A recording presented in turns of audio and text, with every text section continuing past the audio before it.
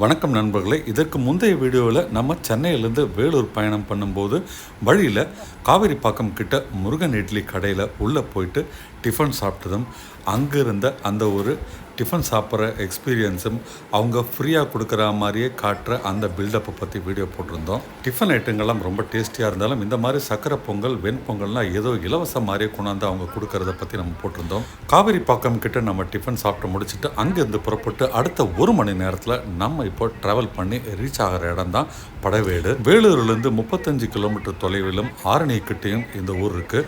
ஏறக்குறைய ஒரு கிராமம் போல் இருக்கிற இந்த ஊருக்கு தமிழ்நாடு அரசு போட்டிருக்கிற சாலை வசதி பாருங்கள், ரொம்ப அருமையான ஒரு சாலை வசதி போட்டிருக்காங்க. பொதுவாக வட மாவட்டங்கள்லாம் ரொம்ப ட்ரையான மாவட்டங்கள் சொல்லுவோம். ஆனால் நீங்கள் பாருங்கள் எந்த அளவுக்கு ஒரு பசுமையாக எழில்மிகு அளவில் இந்த ஊர் இருக்குதுன்ட்டு. மான்சூன் அதுவுமாக நிறைய மழை பெஞ்சிருக்கிறதுனால இந்த ஊரில் எங்கே பார்த்தாலும் சுற்றி பச்சை பசுமையாக இருக்குதுங்க. வேலூர் டு திருவண்ணாமலை போகிற ரூட்டில் சந்தவாசல்ன்ட்டு ஒரு ஊர் வரும். சந்தவாசல்லேருந்து வலது பக்கம் திரும்பி நம்ம கிட்டத்தட்ட 10 கிலோமீட்டர் ட்ராவல் பண்ணோம்னா நம்ம ரீச் ஆகிற இடம் தான் படவேடு. இந்த இடத்த அம்மன் கோவில் படவேடுன்னு சொல்லுவாங்க. சுருக்கமாக ஏகே படவேடுன்னு கூட சொல்லுவாங்க. இந்த ஊரில் தாங்க உலக பிரசித்தி பெற்ற படவேட்டம்மன் அப்படின்ற ஒரு அம்மன் கோவில் இருக்குது. இங்கே இருக்கிற கார் பார்க்கிங் தான் நீங்கள் பார்க்குறீங்க. அட் அ டைம் கிட்டத்தட்ட 500 கார்களாவது நம்ம பார்க் பண்ணலாம். அந்தளவுக்கு மிக பெருசாக பிரம்மாண்டமாக ஒரு சிமெண்ட் சாலை போட்டு இந்த கார் பார்க்கிங் இருக்குது. ரொம்ப பச்சை பசேல்னு மலைகள் சூழ நடுவில் இந்த கார் பார்க்கிங் அமைஞ்சிருக்குங்க. பக்கத்திலேயே ஒரு குன்று இருக்குது. குன்றின் மேல் குமரன் இருக்கிறார். அந்த குமரனை காண்றதுக்கு நம்ம ஜஸ்ட் 200 படிக்கட்டு ஏறி போனால் அந்த கோவிலை போய் பார்க்கலாம். குன்றின் மேல் முருகப்பெருமான தரிசனம் பண்ணுறதுக்கு முன்னால் நம்ம இப்போ போகிற இடம் தான் பார்த்தீங்கன்னா படவேட்டு அம்மன் கோவில். படைவீடு அம்மன் என்ற பேரு தாங்க இந்த இடத்துக்கு ஆக்சுவலாக. ஆனால் அதை பொதுவாக மக்கள் படவேடுன்னு சொல்லி அதுவே இன்று மருவி படவேட்டு அம்மன் அப்படின்னு நிற்குது. இந்த இடத்துல குடியிருப்பவர் தான் அம்மன் ரேணுகாம்பாள் தாய். அந்த ரேணுகாம்பாளுக்கு படைவீட்டம்மன் என்று பெயர் கொடுத்துருக்குறாங்க. கோவிலில் நுழையிறதுக்கு முன்னால் 2 பக்கம் பார்த்திங்கன்னா நிறைய பூக்கடைகள், பூஜை சாமான் விற்கிற கடைகள்லாம் இருக்கும். நம்ம இப்போ அங்கே பூ பழமெல்லாம் வாங்கிக்கிட்டு நம்ம அம்மனை பார்க்க உள்ள தரிசனம் பண்ண போய்கிட்டு இருக்கோம். என்னதான் நம்ம சென்னையிலிருந்து வந்தாலும் இங்கே இருக்கிற அந்த ஒரு கிராமத்து சூழ்நிலையில் இவங்க விற்கிற அந்த பூவாகட்டும், அந்த தேங்காய் பழ கூடையாகட்டும் எல்லாமே பார்க்குறதுக்கு ரொம்ப அழகாக இருக்குது. இது தூரத்தில் தெரியுறதாங்க பல லட்சம், ஏன் பல கோடி மக்களின் குலதெய்வமாய் நிற்கும் படவேட்டம்மன் கோவில். ஆடி மாதம் காலத்திலும் தசரா சீசன்லையும் பல லட்சம் மக்கள் தினசரி இந்த கோவிலுக்கு வந்து சாமி கும்பிட்டுட்டு போவாங்க. கோவில் உள்ள நுழைவே முடியாதுங்க, அவ்வளவு கூட்டம் இருக்கும். எங்கே பார்த்தாலும் பார்க்கிங் இடமே கிடைக்காம தவிக்கிற அளவுக்கு அந்த சமயத்தில் கூட்டம் இருக்கும். நம்ம ஒரு நார்மலான ஞாயிற்றுக்கிழமையில் வந்ததுனால இன்றைக்கி கூட்டம் இல்லைங்க.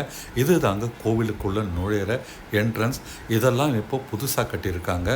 நல்ல ஒரு அற்புதமான வாசல், அதுக்கு ஒரு பெரிய கதவாக அமைச்சு நம்மளை பிரம்மாண்டமான அந்த கதவு வழியே வாசல் வழியே கோவிலுக்குள்ளே நுழையிற மாதிரி வச்சுருக்கிறாங்க. இந்த கோவிலை சுற்றி பல இடங்களில் மக்கள் பொங்கல் வைப்பதை பார்க்கலாம். சர்க்கரை பொங்கலாக இருக்கட்டும், வெண்பொங்கலாக இருக்கட்டும், அதை அப்படியே நேராக இங்கே வந்து அம்மனுக்கு படைச்சிட்டு மக்கள் எல்லோருக்கும் விநியோகம் பண்ணுறாங்க. கோவில் நுழையும் போது இடது பக்கத்தில் நம்ம பெரிய மண்டபங்களை பார்க்குறோம். அங்கே மக்கள் ஓய்வு எடுப்பாங்க. இப்போ நீங்கள் பார்க்குறது நாங்கள் அம்மனுக்காக வச்ச பொங்கலை இப்போ எங்களுடைய குலதெய்வமான ரேணுகாம்பாளுக்கு படைக்கிறோம். இப்போ நீங்கள் பார்க்குறது இந்த கோவிலின் கொடிமரம். இந்த கோவிலுக்கு நுழையிறதுக்கு ஏதோ இந்த பக்கம் போய் கோவிலின் பின்புறமாக தாங்க நுழையணும். பொது வழியும் இருக்குது, அதை தவிர சிறப்பு வழியும் இருக்குது. சிறப்பு வழிக்கு 50 ரூபாய் நீங்கள் கட்டணம் செலுத்த வேண்டியிருக்கும். இது பார்த்திங்கன்னா சைடில் மண்டபம் மாதிரி இருக்கிற இடம் சொல்லியிருந்தேன். இங்கே பார்த்தீங்கன்னா குழந்தைகளுக்கு காது குத்தும் விழா நடக்கும். இப்போ நீங்கள் பார்க்குறது அம்மனின் திருவுருவமாக. இங்கே பார்த்தீங்கன்னா அம்மனை உற்சவம் போகிறதுக்காக இங்கே வச்சுருக்காங்க. ரொம்ப அழகாக டெக்கரேட் பண்ணி வச்சுருந்தாங்க. இந்த கோவிலில் தலைமுடி காணிக்கை கொடுக்கும் இடம், குழந்தைகளுக்கு காதணி விழான்ற போல பல விஷயங்கள் இருக்கு. இந்த மாதிரி சின்ன திருவுருவங்களை மக்கள் சுமந்து சென்று தங்களுடைய நேர்த்தி கடனையும் செலுத்துறாங்க. கோவிலின் முன் வாசல்லேருந்து நுழைஞ்சு நம்ம இந்த வழியாக வந்ததாங்க கோவிலுக்குள்ள நுழையமிடம். நான் சொன்னேன் இல்லையா, சிறப்பு கட்டணம் 50 ரூபாய் வழி இருக்குன்ட்டு. இது தாங்க அந்த வழி. இது வழியே உள்ளே போனீங்கன்னா ஒரு 5 நிமிஷத்தில் நீங்கள் கோவிலை சாதாரண நாளில் பார்த்துடலாம். கூட்டம் இருக்கும் நாட்களில் இது வழியாக போய் பார்க்குறதுக்கு குறைஞ்சபட்சம் அரை மணி நேரத்துலேருந்து 1 மணி நேரம் ஆகலாம். இந்த இடம் பார்த்தீங்கன்னா கோவிலுக்கு பின்னால் இருக்கிற சிறு சிறு சன்னதிகள். முருகப்பெருமானுக்கும் விநாயக பெருமானுக்கும் இதர கடவுளருக்கும் இங்கே சன்னதிகள் இருக்கு. இந்த இடம் பார்த்தீங்கன்னா கோவில் பின்வாசல். இந்த பின்வாசல் வழியாகவும் மக்கள் வெளியேறி போகலாம். ஏன்னா இதுக்கு பின்னாலேயும் கார் பார்க்கிங் சின்னதாக இருக்கு. அது தவிர மக்கள் தங்கறதுக்கான வீடுகளும் மக்கள் தங்கறதுக்கான இலவச இடங்களும் அங்கே இருக்குது. பின்னால் மக்கள் தங்கறதுக்கான ஒரு கட்டிடமும் கவர்மெண்ட்டை கட்டி கொடுத்துருக்காங்க. அங்கே 450 500 பணம் செலுத்தி நம்ம ஒரு நாள் தங்கலாம். வெளிநாட்டிலிருந்து வரவங்களோ இல்லை மற்ற மாநிலத்தில் வரவங்க இந்த கோவிலில் பின்பக்கம் இருக்கிற கட்டடத்தில் அறை எடுத்து தங்கி இங்கே கோவில் தரிசனம் முடிச்சுட்டு போவாங்க. இந்த இடத்துல நம்ம பார்க்குற ஒரு சிறு நந்தவனம் இந்த கோவில் கட்டடத்துக்கு உள்ளே இருக்குங்க. அம்மனை தரிசித்து வந்தோம்னா இந்த இடங்கள்லாம் நம்ம பார்க்கலாம். மக்களுக்கு குடிநீரும் இங்கே வச்சுருக்கிறாங்க. இவங்கெல்லாம் பார்த்திங்கன்னா ஏதாவது வேண்டுதலோ இல்லை அம்மனுக்கு நேர்த்தி கடன் செலுத்துறதுக்கோ சிறு சிறு அம்மன் பொம்மைகளை வாங்கி தலையில் சுமந்து போவாங்க. கோவிலின் வடக்கு புறத்திலிருந்து காணும் காட்சி தான் இது. அந்த கோபுரம் அம்மனுக்கான ஒரு கோபுரம். நான் முன்னாலேயே கொன்றின் மேல் குமரன் இருக்கும் இடம் ஒன்று சொல்லியிருந்தேன். அந்த கோவில் தாங்க அது. ஒரு அற்புதமான முருகன் கோவில் பக்கத்தில் இருக்கு. இந்த கோவிலின் காம்பவுண்டுக்குள்ளேயே சோமநாத சுவாமிக்கும் ஒரு கோவில் உண்டு. இதோ நீங்க பார்க்கறது அந்த சோமநாத சுவாமி. உள்ள ஒரு அற்புதமான லிங்கம் இருக்கும். அதை வணங்கினீங்கன்னா அங்கே ஐயர் கொடுக்குற அந்த திருக்கயிறை கட்டிக்கிட்டிங்கன்னா உங்களுக்கு எல்லாம் வல்ல இறைவனால் நல்லதே நடக்கும். கோவிலுக்கு பக்கத்துலேயே நீங்கள் பார்க்குறது இப்போது இந்த குளம் வந்து சரியாக தூர்வாரப்படாதனால இன்னும் ஒரு பாசி படிஞ்சு கிடக்குது. ஒரு லாங் ஷாட்லேருந்து கோவிலை இப்போ நம்ம பார்க்குறோம். வலப்புறத்துலேருந்து இடப்புறம் முழுசாக நம்ம பார்க்குறோங்க. அம்மனின் படங்கள், ரேணுகாம்பா தாயின் படங்கள் இங்கே விற்பனைக்கு வச்சுருக்காங்க. அது தவிர நிறைய பூஜை பிரசாதங்கள்லாம் இங்கே விற்பனைக்கு வச்சுருக்கிறாங்க. ரேணுகாம்பாள் தாயை தரிசிச்சுட்டு அப்படியே சுற்றி வந்து நம்ம கற்பூரம் ஏற்றுட்டு நம்ம ஏதோ வீட்டுக்கு புறப்பட போகிறோம். கோவிலை சுற்றி வலம் வந்துட்டு மக்கள் இங்கே கற்பூரம் ஏற்றி கடவுளை கும்பிட்டுட்டாங்க வீட்டுக்கு கிளம்புவாங்க. நாமளும் கற்பூரத்தை ஏற்றி கும்பிட்டுட்டு ஏதோ கிளம்ப போகிறோம். கோவிலுடைய பிரசாதங்கள்லாம் ரூ. 20 தனித்தனியாக இங்கே விற்கிறாங்க.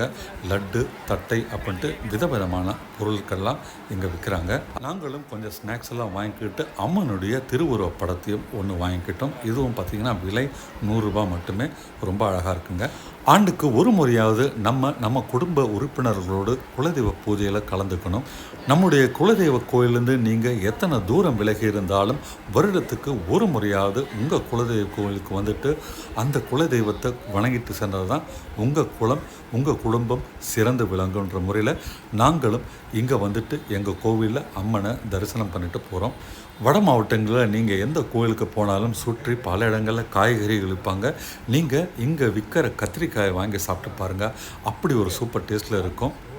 வெயில் நாட்களில் இங்கே வந்து பயங்கர சூடாக இருக்குங்க. ஆனால் நல்ல ஒரு மழை காலத்தில் இதமான ஒரு கிளைமேட்டில் இந்த ஊருக்கு வந்து எங்களுக்கு மனதுக்கு பிடிச்ச அம்மனை வணங்கி செல்வது எங்களுக்கு ரொம்ப ரொம்ப நல்லா இருந்தது. இந்த வீடியோ உங்களுக்கு பிடிச்சிருந்தா லைக் பண்ணுங்கள், கமெண்ட் பண்ணுங்கள், வீடியோவை ஷேர் பண்ணுங்கள். சேனலுக்கு இப்போ தான் புதுசாக வந்திருக்கீங்கன்னா சப்ஸ்கிரைப் பண்ணவும் மறக்காதீங்க. நன்றி. See you in the next video.